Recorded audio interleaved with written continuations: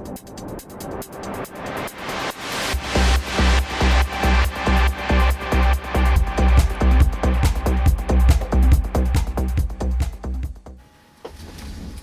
welcome to Just Talk with Rick. I'm Rick Wilson, the owner of the Wilson Practical Defense website and Senior Curriculum Advisor at KPC Self-Defense in Edmonton.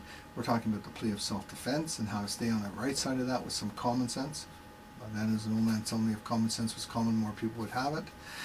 So if you want to get it, pick up Mark McKeown's book on In the Name of Self-Defense and read it, because it will certainly open your eyes to some things that you may have thought would be self-defense that are not. And one of the things Mark McKeown talks about in there is how to assess, and we'll come back to this when we talk about violence dynamics, how much trouble you're in, like how to articulate that. You know, I really felt this guy creeped me out and I hit him. I'm not going to fly. You have to use certain ways, and there's a couple of ways he talks about. The one that I like best is J.A.M, J-A-M, Jeopardy, Ability, and Means. And I kind of liked it because one example Mark used, ability and means. Man's got a knife and he's walking towards you. Okay?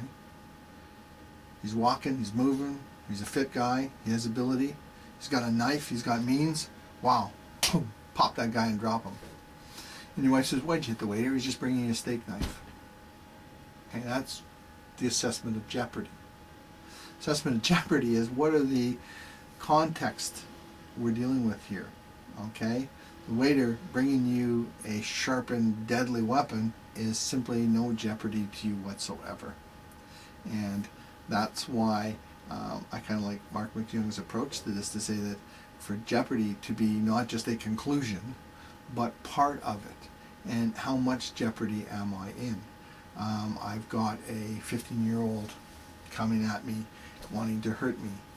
How much jeopardy am I in? Well, let's look at the ability and means. This is not a big 15-year-old. He's, 5'2" and 110 pounds. Maybe not so much ability and means, but now he's holding a knife. Or what if that 15-year-old was 6'2" and 300 pounds? What if that person was drugged out on PCP? What if that person was on bath salts? There's a lot of things then that up that their ability and their means, and then I have to assess how much jeopardy I'm in.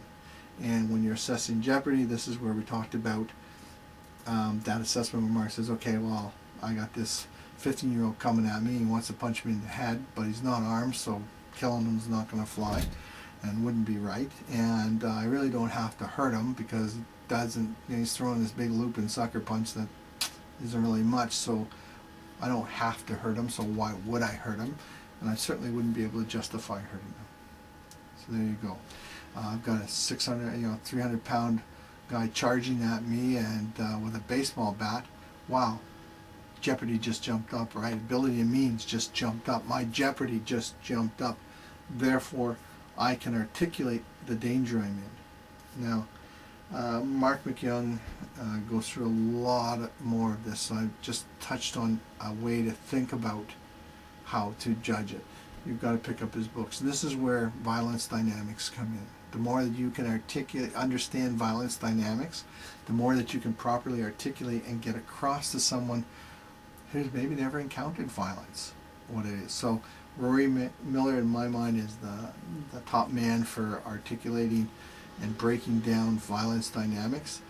Certainly, as I say, Mark McKeown's book covers violence dynamics and dealing with a lot of different situations and what to look at. And he goes into threat indicators and ways that you can look at to see, why am I feeling sort of creepy here? How can I tell this guy is really getting close to actually hitting me? Those are things you have to do. Both of them, I recommend Desmond Morris's book, Man Watching a Guide to Human Behavior, for threat indicators. So, you need to do your work, you need to do your research. But when we're talking about self-defense and articulating it, if you don't know why you felt that he was about to attack, maybe You need to do some work ahead of time to say, he's coming up behind me, he's coming up to me, he's like this, and this hand is tucked behind his here. Anybody who's mad at you is going to have both hands, and they're going to be just like this. Once one hand disappears, my mind goes directly to, why did that hand disappear? Is there a weapon involved here now? Am I going to have to deal with this weapon? If he moves like he's going to be pulling something, those are all things that you need to be able to articulate, but you need to know what they are. And it's easy to say, beware. Be aware. The top law of self-defense people, myself included, will tell you that the best self-defense you can have is your awareness. Okay, aware of what? What am I supposed to be aware of? So study violence dynamics, study the threat indicators so that you can better articulate J.A.M, the ability and means and the level of jeopardy you felt you were at. So we go back to showing that you tried everything to get out of it. You go back to showing that your response was reasonable. You go back to showing that your response was reasonably proportional. Okay. Another thought, look up the material on J.A.M, read the books, take care.